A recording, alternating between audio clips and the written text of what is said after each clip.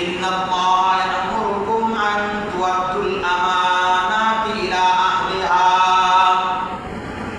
রব্বে কারীম দুনিয়ার মানুষের জন্য প্রথম যে ফর্মুলার কথা বলছেন সেই ফর্মুলাটা হলো যে আমানতটা তার হকদার যে তার কাছে পৌঁছায় দাও, আমানতদারিতা রক্ষা করো, আমানতের খেয়ানত তোমরা করো না। এই ফর্মুলাটা প্রথম ফর্মুলা রব্বে কারীম আমাদেরকে দিলেন। এখন যদি এই ফর্মুলাটা যদি দুনিয়ার জমিনের মধ্যে এই রাষ্ট্রের মধ্যে দুনিয়ার জমিনের মধ্যে কায়েম হয়ে যায়, তাহলে প্রত্যেকটা মানুষ তার আমানতটা বুঝে পাবে, প্রত্যেকটা মানুষ তার হক বুঝে পাবে। আল্লাহ পাক রব্বুল আলামিনের প্রথম ফর্মুলাটা অত্যন্ত দামি ফর্মুলা।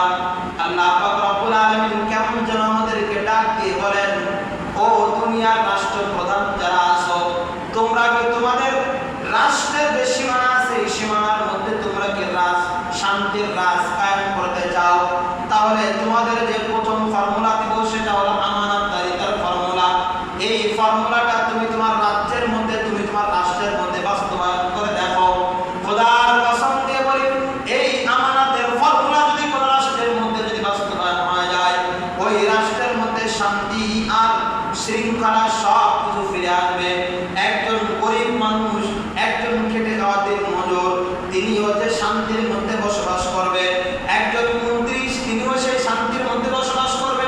কিন্তু আজকে আমাদের সমাজের মধ্যে আমানতদারিতা না থাকার কারণে একজন গরিব যে, একজন সর্বনিম্ন গরিব যে না একদম দিনের বেলার মধ্যে, সারা দিনের মধ্যে, তিন বেলার মধ্যে একটা বেলাও সে খানা খাইতে পারে না, এমন গরিব আর হত দরিদ্র মানুষটা অশান্তির ভিতরে ভোগে। আবার যার ঘরের মধ্যে, যার টেবিলের খাবার, টেবিলের মধ্যে লক্ষ লক্ষ টাকার খাবারের আয়োজন করা হয়, ওই মানুষটা অশান্তির ভিতরে ভোগে। কেন জানেন? কেন জানেন? আল্লাহ পাক রব্বুল আলামিন আমাদের কাছ থেকে যে আমানতদারিতা দিয়েছেন, রব্বে কারীম রাষ্ট্রের কাছে যে আমানতদারিতা দিয়েছেন, রাষ্ট্রপ্রধান এই আমানতটা প্রত্যেক তার আমানতদারিতা, তার যে হকদারের কাছে পৌঁছায় দেওয়ার জন্য সিস্টেম অনুযায়ী পাঠাতে শুরু করে।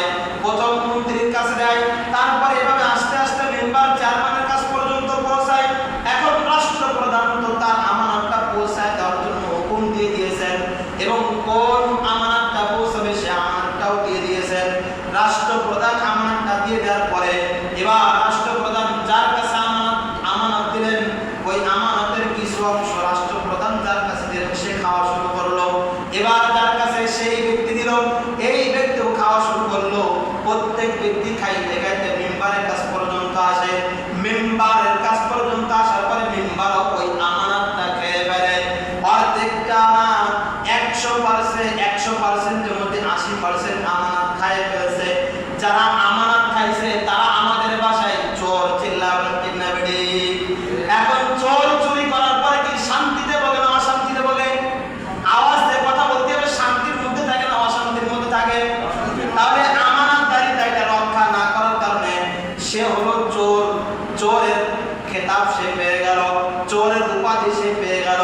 চোরের উপাধি পাওয়ার পরে ওই ব্যক্তির খাবারের টেবিলের মধ্যে লক্ষ টাকা দামের দামি খাবার থাকে, তার শোয়া বিছানার মধ্যে কোটি টাকা দামের খাট, কোটি টাকা দামের বিছানা থাকে। এরপরও সে শান্তিতে ঘুমাইতে পারে না। চিন্তা করে কখন এই আমানতদারিতার, এই আমানতের হকদার যিনি ছিলেন, ওই হকদার কখন আমাকে চোর করে দাবড় দেবে, তার কোনো স্টেশন নাই। চিল্লাবেন ঠিক না বেটি?